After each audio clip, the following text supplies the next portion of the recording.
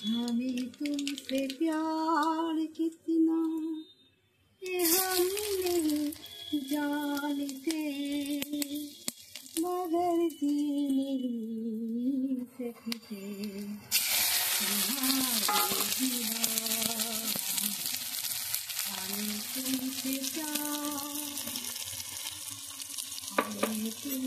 प्यार कितना ये हम नहीं जानते, मगर जी नहीं सकते तुम्हारे बिना। हमें तुमसे प्यार कितना। বন্ধুরা, এখন আমি উচ্ছে ভাজা করছি।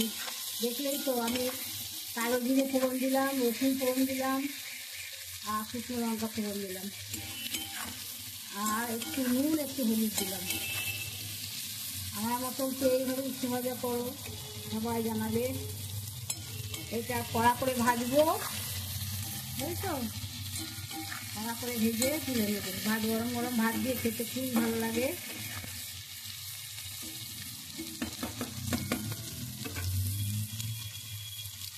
উচ্ছে ভাজা খেলে মুখের স্বাদ পাল্টায়।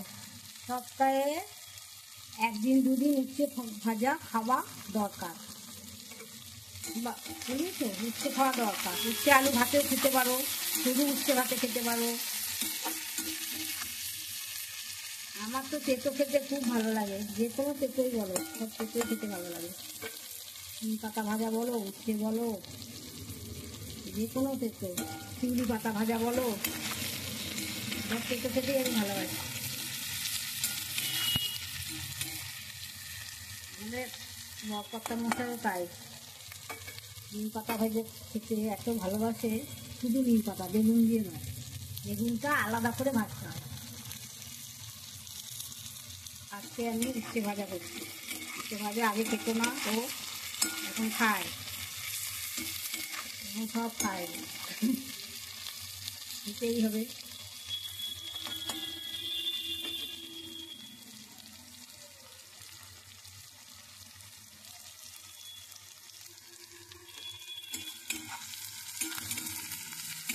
একটু বড় বড় করে আগে কেটে ধীরে একদম ধীরে ধীরে কাটি, তো আজকে টাইম কম। সেগুলো আগে ধুয়ে নিলাম, ধুয়ে নিয়ে বড় বড় করে কেটে নিলাম। যেদিন যেমন সেদিন তেমন, কী বলবো বলো না।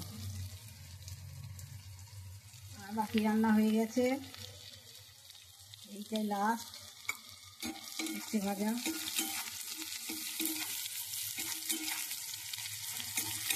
তোমরা কে কী করলে জানিও। শুভ দুপুরের অনেক অনেক শুভেচ্ছা রইল।